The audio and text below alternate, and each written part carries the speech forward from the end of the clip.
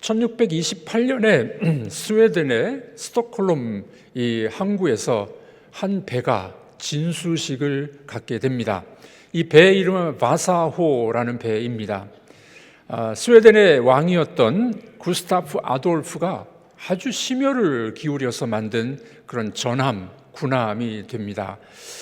그 배에 온갖 금 장식을 많이 했다고 합니다. 그리고 대포를 무려 64문이나 2열로 배치해서 아주 막강한 화력을 갖고 있는 그런 배였다고 합니다. 당시 이 적을 압도하기 위해서 겉보기가 정말 굉장하고 화려한 그런 배를 만들게 됩니다. 자, 그런데 이 배를 진수하고 한 20분 정도 지났어요. 불과 1.3km 정도의 운항을 하다가 그만 돌풍이 부니까 배가 뒤집어져 버렸어요. 전복돼 버리게 됩니다. 원인이 뭐였을까요? 적군의 이 포탄을 맞았을까요? 아니면 배에 기관에 문제가 생겼을까요? 그게 아니었습니다.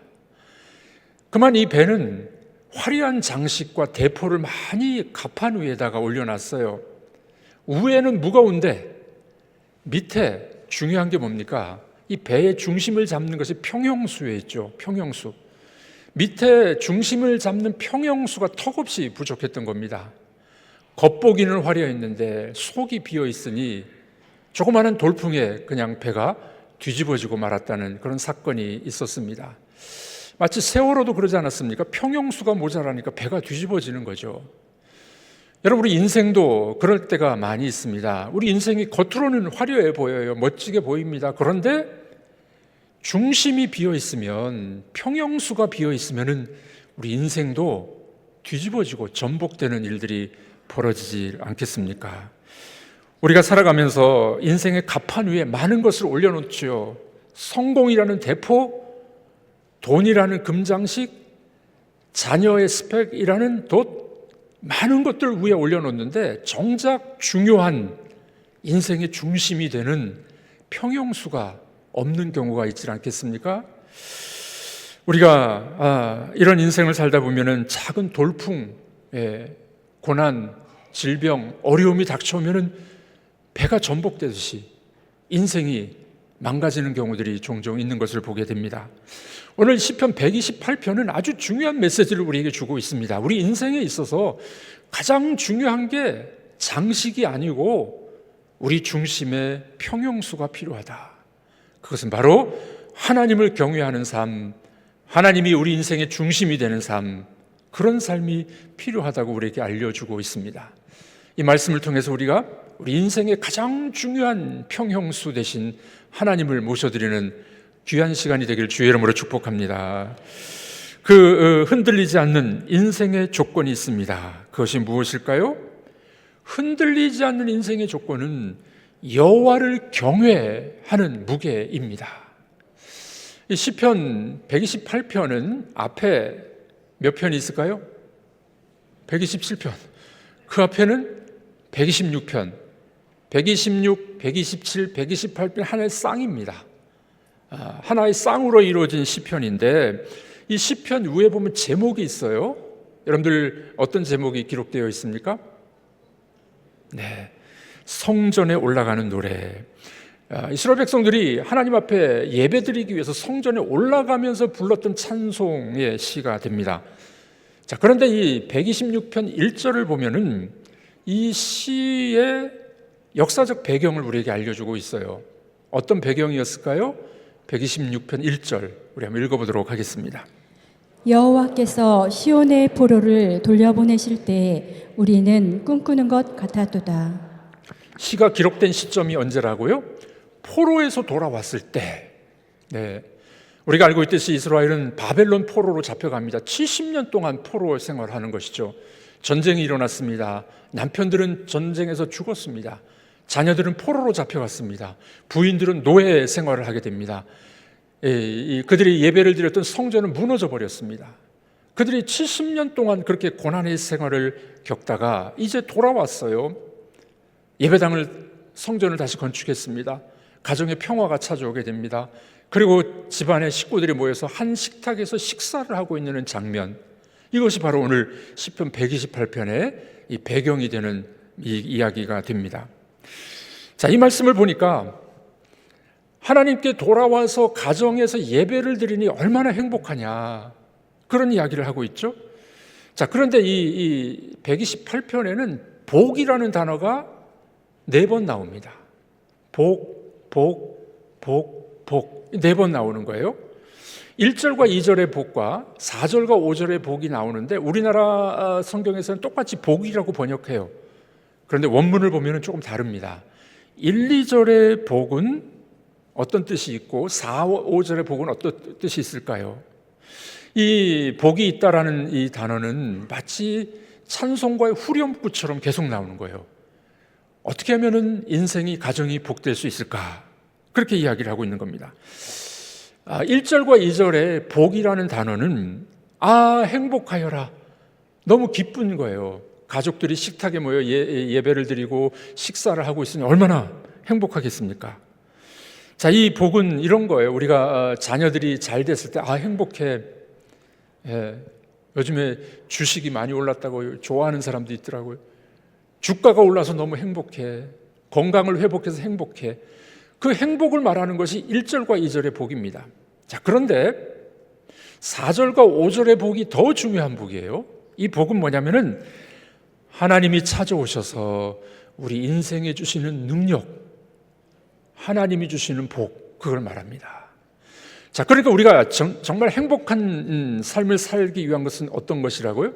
하나님이 찾아오셔서 우리 인생에 복을 주시면 행복하여라, 이렇게 된다는 겁니다. 자, 그럼 따라해 보겠습니다. 하나님이 복을 주시면 행복하여라. 아멘이십니까? 자, 이렇게 이 4가지 복을 이야기하는데 이런 중요한 의미가 담겨져 있습니다. 여러분들, 그렇습니다. 많은 사람들이 눈에 보이는 행복만 쫓아다닙니다. 주가가 올랐다, 돈을 많이 벌었다, 자식이 좋은 대학에 들어갔다, 그것도 행복이에요. 그런데 이 행복은 왔다가도 사라지더라고요. 그럼 그거 아십니까? 돈에는 날개가 달렸대요. 돈에는 날개가 달렸대. 돈을 많이 버는 것도 좋았지만은 언젠가는 이게 도망가는 경우들이 있습니다. 뿌리가 없는 나무가 열매를 맺을 수 없듯이 하나님을 경외하고 하나님이 주시는 복이 없는 가정은 행복하여라가 날아갈 경우들이 있다는 것을 알게 됩니다. 여러분, 이 명절에 가족들이 모여서 하나님이 주시는 복으로 가득 찬 가정이 되길 바랍니다. 그래서 행복하여라 라고 말할 수 있는 가정들이 되셨으면 참 좋겠습니다. 얼마 전에 이 중고등 학생들 약 2,200명을 대상으로 설문조사를 했습니다. 그랬더니 28.1%의 학생들이 대답을 했는데 가장 좋은 게 뭐냐? 우리 가정의 행복이에요. 엄마 아빠가 행복하게 사는 거예요. 이렇게 대답을 했다고 합니다. 여러분, 직장인들이 새해가 되면은 가장 바라는 것이 무엇일까요? 가정의 행복이래요. 가정의 행복. 주부들이 원하는 행복이 뭘까요? 가정이 평안하고 가정의 행복을 추구하고 있다는 겁니다. 여러분, 우리 이 한 시대를 살다가 이제 다 하나님 나라에 가실 분들인데, 여러분, 이 한 시대를 살면서 여러분들의 가정이 좀 행복했으면 좋겠습니다. 행복의 비결이 뭐라고요? 하나님이 우리 가정의 중심에 오시면 행복하여라, 이런 은혜가 임하게 될 줄로 믿습니다. 그런데 사탄은 우리가 행복한 것을 눈뜨고 보질 못해요. 사탄이 계속 공격을 하는 겁니다. 인류 최초의 가정이었던 아담의 가정을 보십시오. 어떻게 됐습니까? 에덴 동산에서 먹을 게 많았습니다.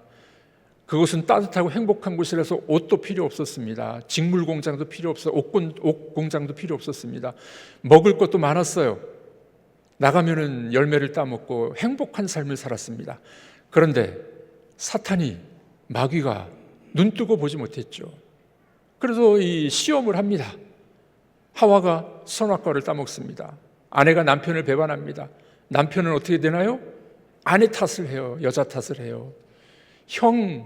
이 동생을 죽이는 살인사건이 벌어지게 됩니다. 하나님이 에덴 동산에서 그들을 추방하게 되는 것을 보게 됩니다. 그 후에 어떻게 됐나요? 인간은 땀을 흘리고 해산의 수고를 해야만 먹고 살 수 있는 불행이 인간 속에 찾아온 것 아니겠습니까? 여러분, 우리 현대를 살아가고 있는 우리 가정도 그런 경우들이 참 많이 있습니다. 사탄은 우리의 행복을 빼앗으려고 그래요.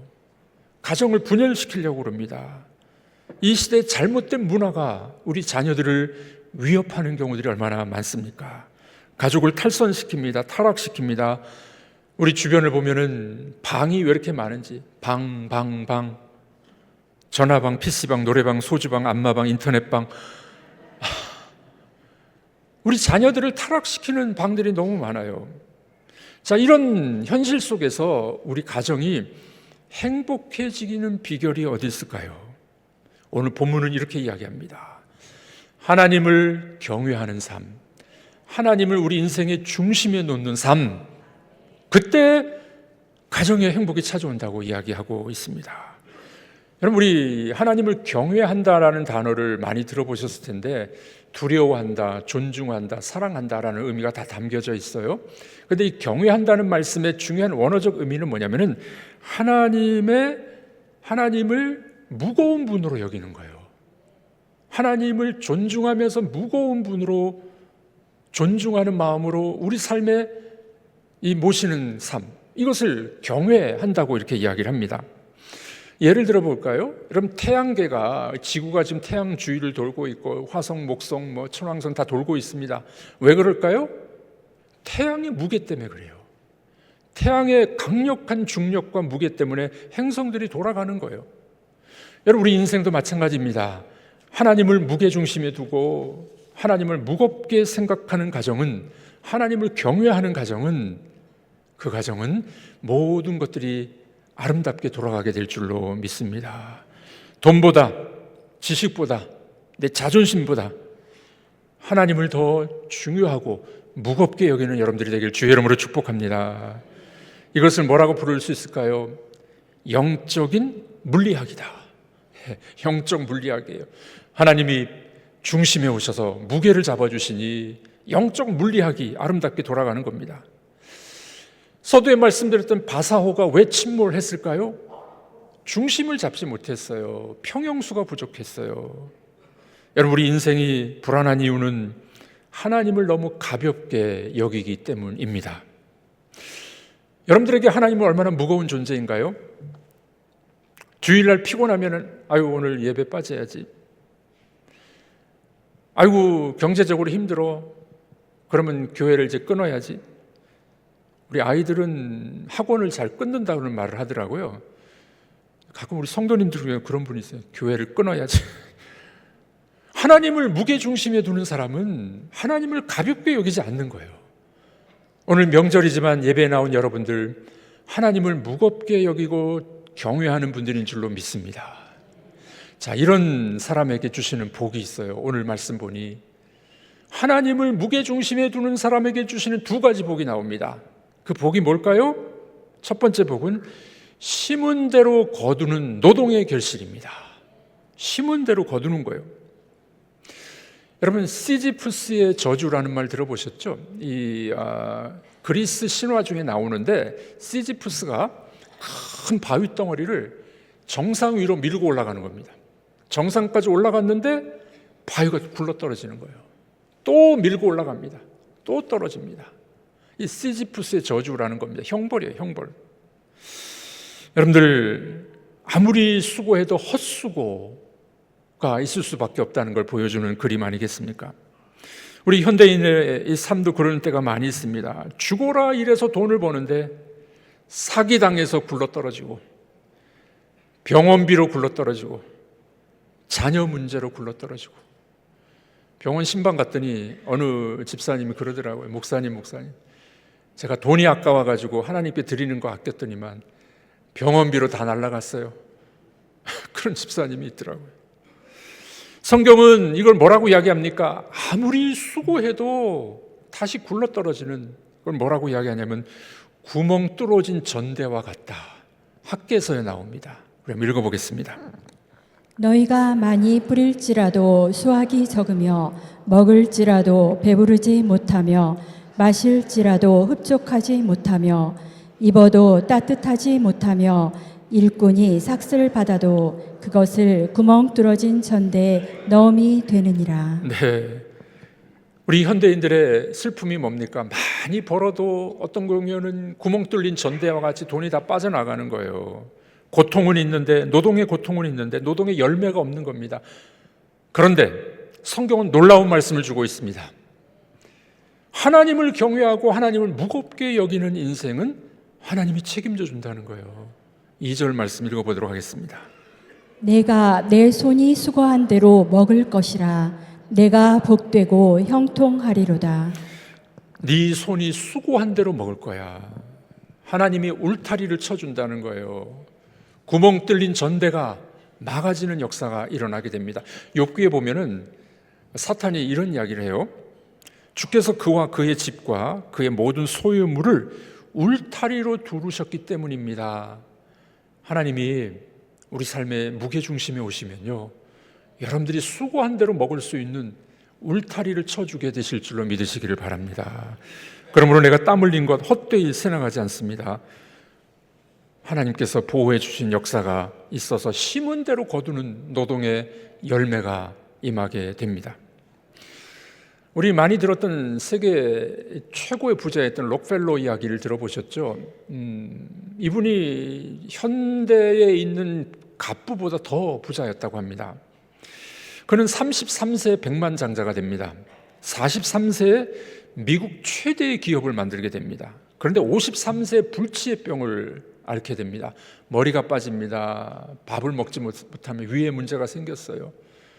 하루에 수억을 버는데 그가 먹는 것은 우유 한 컵, 비스켓 하나.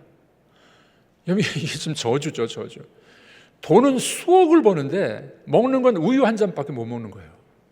의사가 이야기합니다. 당신은 앞으로 1년밖에 못 삽니다. 록펠러가 하나님 앞에 무릎 꿇습니다. 회개합니다. 주여 저의 탐욕을 용서하여 주옵소서. 그리고 그는 다시 인생의 중심에 하나님을 모셔드리게 됩니다. 그리고 그의 삶이 바뀌어요. 돈 버는 수전노에서 베푸는, 기부하는 사람으로 바뀌게 됩니다. 1년도 못 산다고 했던 사람이 무려 98세까지 살았습니다. 놀라운 일이죠. 그가 마지막에 자기 자서전에 이렇게 기록합니다. 나는 인생의 전반기에는 쫓기며 살았지만 후반기에는 행복하게 살았습니다. 여러분들, 하나님을 인생의 중심으로 모시니 행복한 삶이 그에게 찾아왔다는 것을 보게 됩니다. 두 번째 축복이 있어요. 하나님을 인생의 중심에 모셔드리게 되면 두 번째 축복이 뭐냐? 가정이 성전이 됩니다.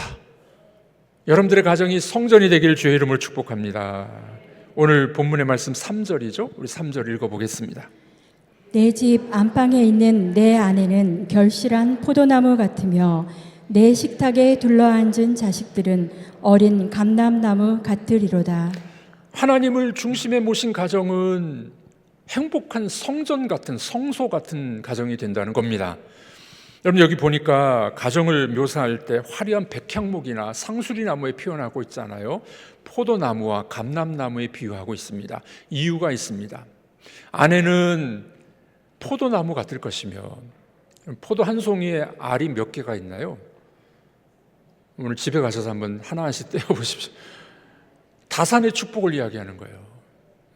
고대 세계에는요, 자녀를 많이 낳는 것이 큰 축복이고 자산이었었어요. 내 집안에 있는 아내는 포도나무 같을 것이고, 이 포도나무의 특징은 이 지지대를 세워줘야만 올바르게 올라간다고 합니다. 그러지 않으면 이제 이 땅에서 헤매다가 죽는 거죠.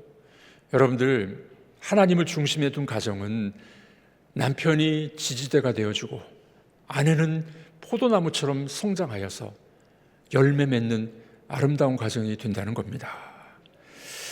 자녀를 감람나무에 비유합니다. 이 감람나무 올리브 트리죠. 이 감람나무의 특징은 심자마자 열매가 나오질 않아요. 보통 15년에서 20년이 지나야 열매를 맺게 된다고 합니다. 그런데 감람나무는 한번 뿌리를 내리면요, 척박한 광야에서도 수백 년, 1000년, 어떤 감람나무는 2000년 된 나무도 있어요. 2000년 된 나무도 있어요. 자녀의 교육은 어떻습니까? 눈에 보이는 것 같지 않아요. 성과가 나는 것 같지 않습니다. 그러나 하나님을 경외하고 아름다운 믿음의 가정으로 우리가 살아가게 되면 그 자녀들이 나중에 감람나무처럼 거목이 될 줄로 믿습니다. 몇백 년, 1000년, 2000년 열매를 맺는 그런 나무가 된다는 겁니다. 여러분, 이 차이가 어디서 올까요? 유전자가 좋아서 그럴까요? 그게 아닙니다. 오늘 말씀은 하나님을 무게중심에 두고 경외하는 가정은 자녀들이 이런 축복을 받을 거야, 이렇게 약속의 말씀을 주고 있는 것입니다. 여러분들의 자녀들이 감람나무와 같이 되셔서 이 사회를 치유하고 사회와 교회에 열매를 주는 자녀들이 되기를 주의 이름으로 축복합니다. 저희 외할아버지께서는 이 완주군 화산면에서 사셨습니다. 초대의 이 선교사님들이 이 군산, 익산 거쳐서 전주 거쳐서 이 화산까지 들어오셨대요. 그때 이제 복음을 받아들이시고 초대 집사님이 됐습니다. 지금은 다 집사인 것 같아요. 다 집사님 것 같은데 예전에는 교회 집사님이 한두 명밖에 없었다고 합니다. 초대교회 집사님으로 믿음의 가문을 이루게 됩니다. 저희 외가댁에는요, 보통 다 목사, 장로, 권사 이래요. 이렇게 목사, 장로, 권사가 아니면 명함을 못 내면 저희 외가댁에 그 믿음의 가정이 할아버지 때부터 그렇게 이루어지게 됩니다. 전주에 가면 안디옥 교회라고 있죠. 그 원로 목사님 이동희 목사님, 저희 외가 쪽에 아저씨 뻘 되는 분입니다. 군산에 가면 성광교회가 있어요. 이진희 목사님 은퇴하셨는데 그 목사님도 저희 외가 쪽으로 아버지 뻘이 됩니다. 믿음의 가문을 지키니 자손들이 주의 종으로 귀한 일꾼들이 만들어지게 됐습니다. 저희 외할아버지께서 보셨던 성경이 있어요. 1910년도판. 정말 저희 가정의 갑오처럼 보물처럼 여기는 성경이 있습니다. 저희 어머니가 갖고 있었고 저한테 물려주셔서 제가 갖고 있었는데 할아버지의 손글씨가 써 있어요. 성경을 읽으셨던 이 흔적들이 남아 있습니다. 제가 어느 날 전주 기독교 역사박물관에 갔더니 거기 이제 유물이 전시되어 있는데 1910년도판 신약 성경만 있는 거예요. 구약 성경 한쪽이 없었습니다. 제 마음속에 이 보물이지만 가보지만은 기증을 해야 되겠다. 가보시면 거기 기쁨에게 박윤석 목사 기증 써 있는 거 보실 거예요. 얼마나 기뻤는지 몰라요. 우리 외할아버지가 쓰셨던 그 귀한 성경을 기증을 하고 많은 사람들이 볼 수 있도록 그렇게 기증을 한 적이 있었습니다. 여러분, 믿음의 조상, 하나님을 경외하는 가정, 그 밑에 좋은 믿음의 자손들이 만들어지게 될 줄을 믿으시길 바랍니다. 그렇습니다. 우리가 행복한 인생을 살 수 있는 방법이 여기 있습니다. 그것은 하나님을 무게중심에 하나님을 경외하는 삶을 사셔야 돼요. 그러면 행복하여라, 그런 삶이 빚어지게 될 줄로 믿습니다. 이 시간 이 말씀을 통해서 우리가 몇 가지 적용했으면 좋겠습니다. 첫 번째 적용입니다. 예배 무게를 회복하시길 바랍니다. 하나님을 경외하는 삶, 하나님을 무겁게 생각하는 삶, 그런 삶을 회복하셔야 돼요. 오늘 피곤하니까 예배 안 나가. 교회에서 내가 좀 안 좋은 소리도 삐쳐서 내가 교회 안 나가. 섭섭해서 안 나가. 그게 아니라 하나님을 중요하게 무겁게 여기는 사람은 이 모든 것들을 극복할 수 있는 힘이 생기게 될 줄로 믿습니다. 여러분들의 인생의 평형수는 무엇입니까? 여러분들의 인생의 배에 하나님을 무겁게 모시는 여러분들이 되길 주의 이름으로 축복합니다. 여러분, 노동의 현장, 직장에 이 말씀을 한번 적용해 보셨으면 좋겠습니다. 요행을 바라지 마십시오. 하나님을 중심에 모시고 일하는 여러분들이 되기를 바랍니다. 여러분들이 성실하게 직장 생활을 하시기를 바랍니다. 그때 하나님이 여러분들에게 울타리를 쳐주셔서 수고한 대로 먹게 되는 은혜가 임하게 될 줄로 믿습니다. 여러분들의 가정이 성전이 되셨으면 좋겠습니다. 남편들은 믿음의 가장으로 아내들의 지지대가 되어 주십시오. 부모들은 믿음의 유산을 물려주십시오. 자녀를 위해 기도하는 여러분들이 되기를 바랍니다. 부모의 기도의 무릎이 자녀들에게 은총으로 흘러넘치게 될 줄로 믿습니다. 바사오가 침몰한 이유가 뭐라고요? 평형수가 부족했기 때문이에요. 우리 인생이 넘어지지 않을 수 있는 방법이 뭡니까? 하나님을 우리 인생의 중심에 모셔드리는 여러분들이 되길 주의 이름으로 축복합니다. 겉모습은 화려하고 겉모습은 번지르한데 속이 비어있는 바사오 같이 되지 마시고 하나님이 여러분들의 가정의 중심이 되시길 주의 이름으로 축복합니다. 인생의 풍랑은 예고 없이 찾아와요. 배가 넘어질 수도 있습니다. 그러나 하나님이 중심에 오시면은 여러분들이 풍랑도 이겨내고 아름다운 믿음의 가문을 이뤄가게 될 줄로 믿습니다. 이 시간에 여러분들 결단하셨으면 좋겠습니다. 하나님, 우리 가정의 중심을 잡아 주시옵소서. 내 인생의 평형수가 되어 주시옵소서. 그래서 우리 삶이 행복하여라, 그런 가정이 되기를 주의 이름으로 축복합니다. 우리 한번 따라해 보겠습니다. 하나님을 중심에 모시겠습니다. 그러면 행복하여라. 이것까지 하셔야지. 하나님을 중심에 모시는 가정, 행복하여라. 귀한 가정이 되길 주의 이름으로 축복합니다.